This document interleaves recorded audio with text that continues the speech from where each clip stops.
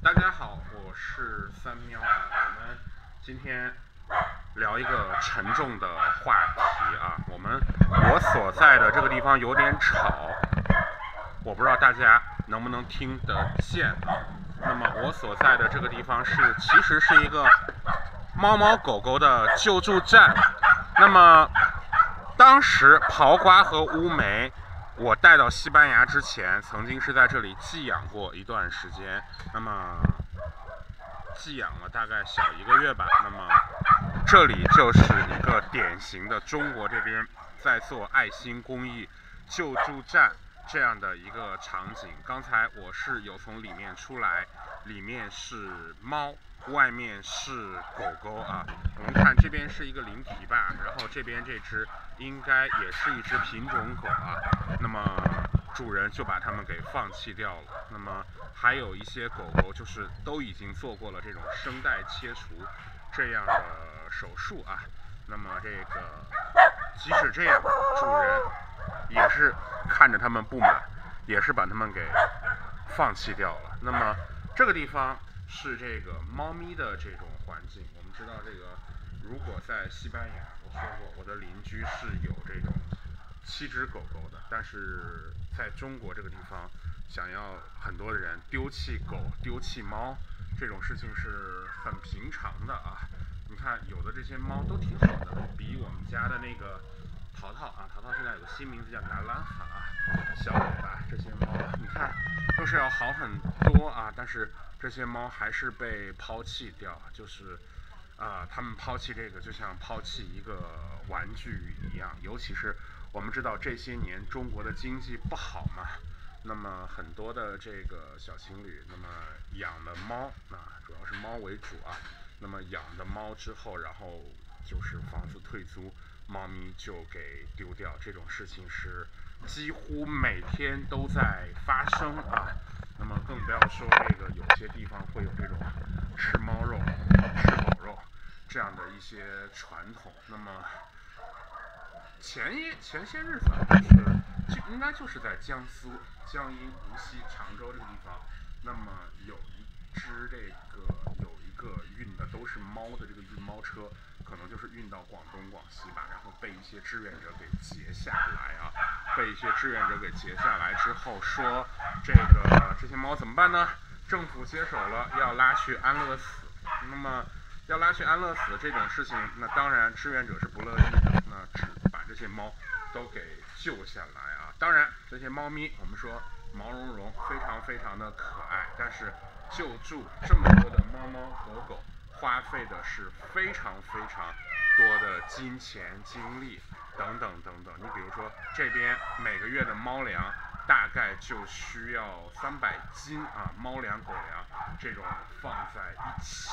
就需要300斤。然后这个你再比如说还有这种整个的猫房扩建的费用等等等等。因为所有的这些东西本质上讲，它叫一个什么呢？它叫一个非政府组织。那么我们也知道，中国对于非政府组织是一种非常非常打压的这种态势。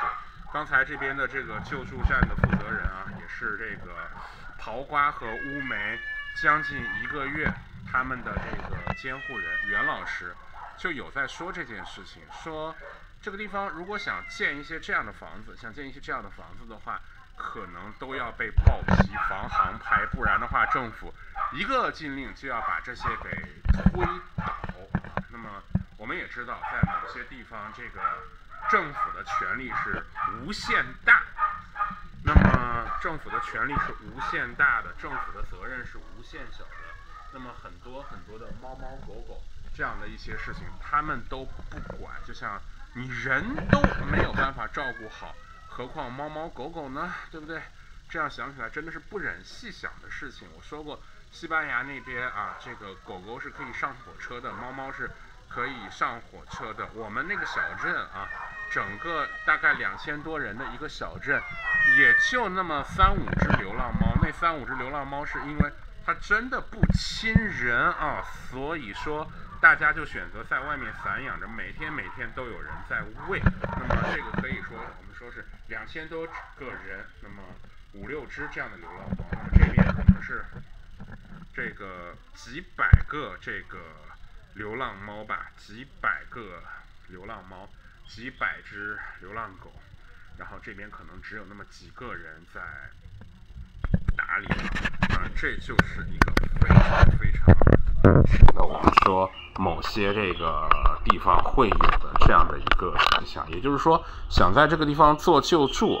你要做的不仅仅是花钱花时间，当然我们说袁老师他自己的这个钱时间精力非常非常的有限，你要做的不仅仅是花钱花时间的问题，你还要做的是你作为一个非政府组织，你怎么跟政府那边去打交道这样的事情，甚至包括有一些网民会说你是行走的1450，行走的50万等等等等，就是我们知道在某些地方很多的事情都会被无限的上纲上线，说到你爱国不爱国什么行走的50万等等等等这样的事情。那说到这个就不能去说了，甚至包括司马南那位我们都知道这位家头他是这个曾经就有说坚决反对把这个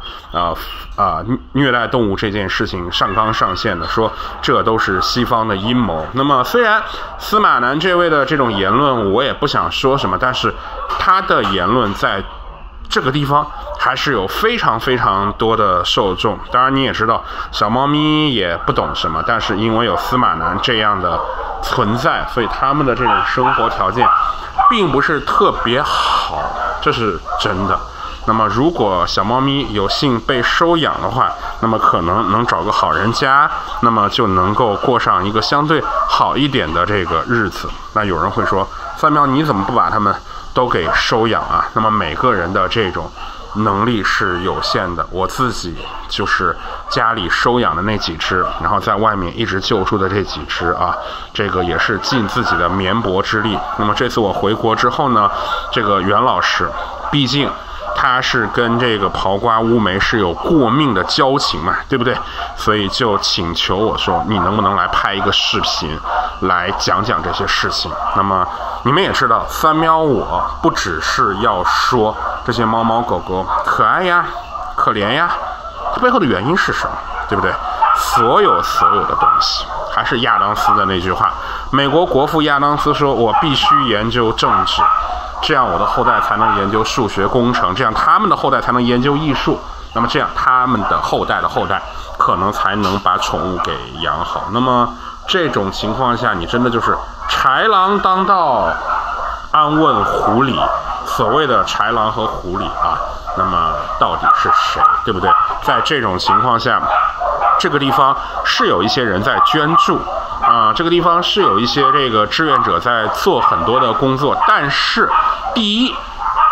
抛弃的猫猫狗狗无穷无尽，拯救的猫猫狗狗无穷无尽。第二件事情就是政府对这件事情是非常非常的不鼓励不支持这样的态度。而且这个地方还有一个地域上的特征，因为它是在江阴江阴这个地方它是名义上隶属于无锡，但是离常州很近，所以说这个袁老师曾经想要找常州的媒体去帮助自己，但是常州的媒体就说你是无锡的，找我们干什么？而且所有的媒体面对这些事情都是唯恐避之而不及。那么这就是一个典型的这个救助者的一个现状。所以袁老师找我来录这段视频，其实诉求是什么呢？就是希望能够获得更多的这个帮助。那么作为刨瓜和乌梅暂时的这个监护者，他提出的这个理由我是没有理由拒绝的。那么袁老师自己是在国内，他没有这个国外的 WhatsApp， 也没有 Telegram、Facebook 等等等等，所以说我会在这个视频的最后会把袁老师的联系方式放上去。国内的如果大家能够对袁老师尽一些绵薄之力的话，那么我呢就代表袁老师吧，这个代表这个猫猫狗狗们就谢谢大家，这是第一个那么第二个事情就是，如果国外的朋友、国内的朋友看到我这个节目，如果觉得这里面的有些猫猫狗狗觉得想跟他们结善缘的话，也欢迎跟袁老师联系，看看怎么样把这些猫猫狗狗给带回家。所以这就是我拍这个视频的2个比较朴素的想法吧。那么当然，之前我在讲猫猫狗狗的话题的时候，会有一些人在底下啊，就是出言不逊的那些。还是那句话，人都救不活，管猫乎？管狗乎？对吧？那这样的一些人，你也就别在我这里留言了。那么我觉得这个咱们就大概就不太是这个同一个频道的。那么我也不想看到您，您也不要看到我，就是这个样子。那对我来说，看到这些猫猫狗狗们就这个样子，对吧？心情很难说是不沉重的。如果能尽一些绵薄之力，帮帮他们，能帮一点是一点。所以三喵我在这里谢谢大家啊。那这个替袁老师谢谢大家。那么今天这个视频咱们挺沉重的，就讲这么多啊。行，我们就讲这么多，谢谢大家，我们下期节目再见。